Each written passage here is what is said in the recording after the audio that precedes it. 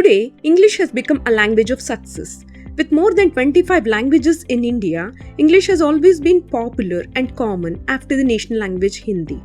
The companies look for language communication skills as much as their education background because the ability to communicate well in English is a must for the candidates to conduct their jobs.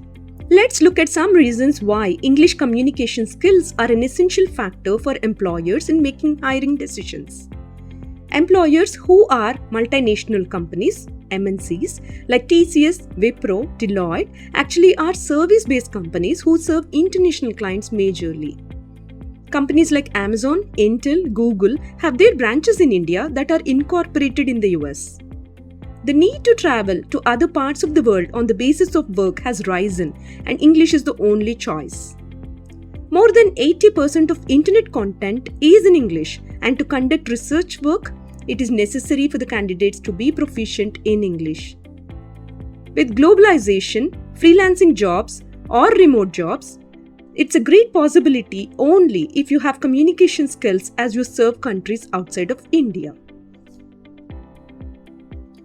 It is because of the above reasons that English is a must-have skill that companies require to give you a job.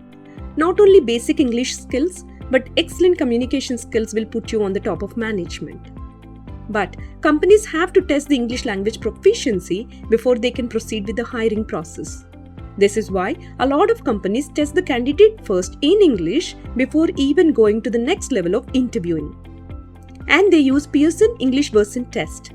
There are 4 to 6 types of English Version tests that the companies can choose to offer to the candidates. We will look at those in detail in the next video. For this video, we will look at the most common type of testing, English Version Test. All type of tests objectively test the candidate's ability on the following: reading, listening, speaking, and writing. Reading. Reading tests ability of the students and staff for reading and understanding emails, lecture notes, assignments, project documents. Listening. Listening checks if the students or working professionals understand the customers on calls, meetings, or in class during a lecture. Speaking. Speaking ensures new hires or students are able to speak clearly enough for the customers or clients to understand them. Writing. Writing tests whether the candidates or students are able to write clearly, use structure in writing emails, project documents, or while responding to chat messages.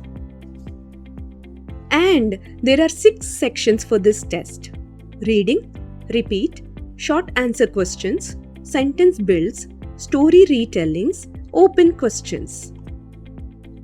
Below are the details on each section, including examples from Pearson's guide. Part A. Reading.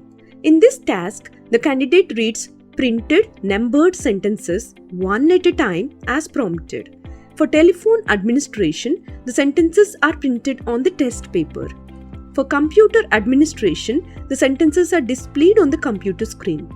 Reading items are grouped into sets of 4 sequentially coherent sentences as in the examples below. Number 1. Larry's next door neighbors are awful. Number 2. They play loud music all night when he's trying to sleep. Number 3.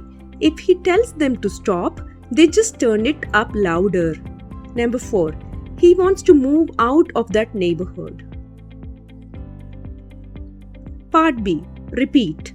In this task, candidates are asked to repeat sentences that they hear verbatim.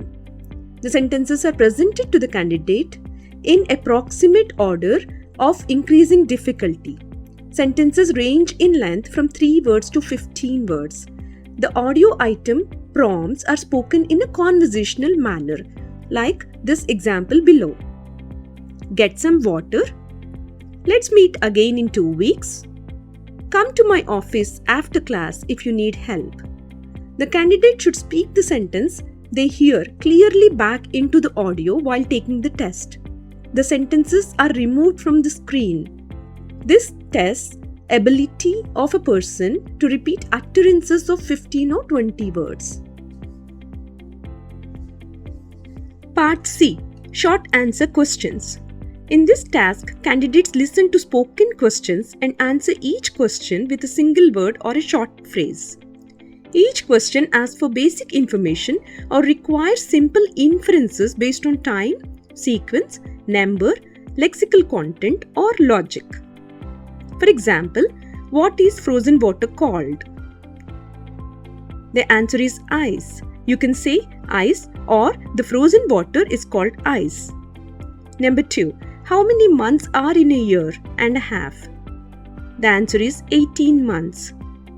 Number 3. Does a tree usually have more trunks or branches? The tree has more branches than the trunks, or you can say branches. The questions like the above are spoken by the system, and the candidate must understand the question and speak back either a one-word answer or one-phrase answer into the microphone during the test. This tests inference skills and predictive vocabulary. Part D. Sentence Builds. For the sentence builds task, candidates hear 3 short phrases and are asked to rearrange them to make a sentence.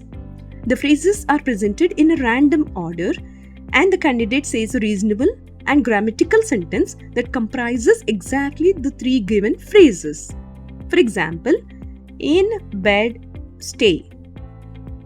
The answer would be stay in bed. The second example is she did not notice the book who took. The answer would be she did not notice who took the book. Rather, she didn't notice who took the book. Example 3. We wondered would fit in here whether the new piano. The answer would be we wondered whether the new piano would fit in here. The sentence builds task involves constructing and articulating entire sentences. As such, it is a measure of candidates' mastery of sentences in addition to their pronunciation and fluency. Part E. Story retellings.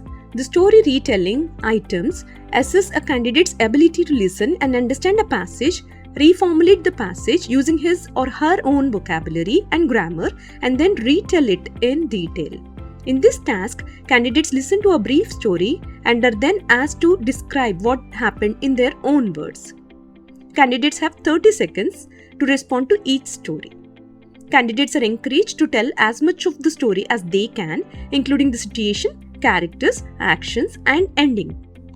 For example, 3 girls were walking along the edge of a stream when they saw a small bird with its feet buried in the mud. One of the girls approached it, but the small bird flew away.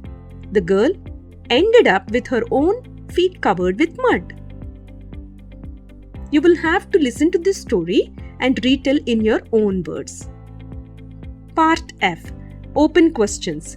In this task, candidates listen to spoken questions that elicit an opinion and are asked to provide an answer with an explanation. Candidates have 40 seconds to respond to each question.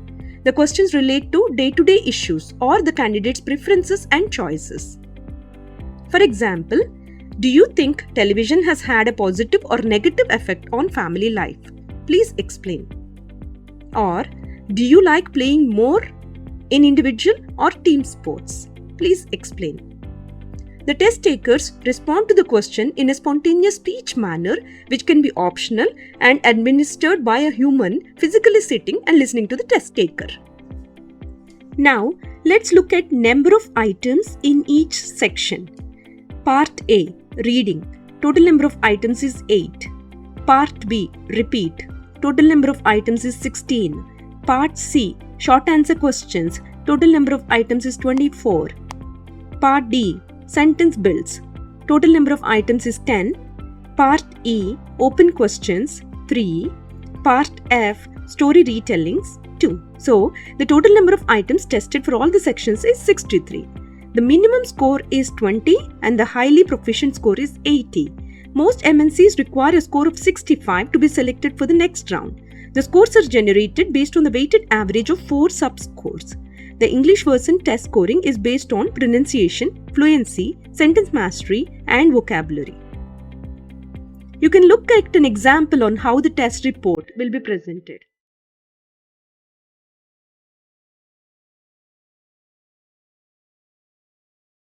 Now that you know quite a bit of in-depth details on how these tests are conducted and why are they so important, you may seem to ask, when should I start preparing?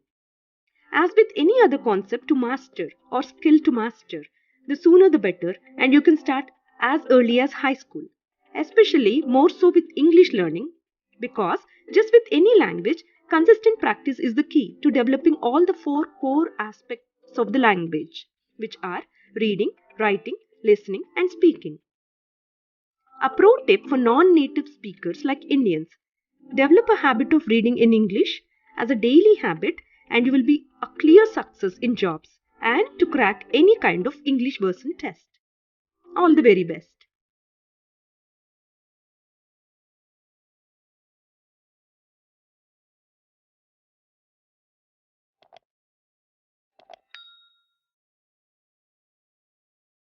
Ilioma, beyond curriculum.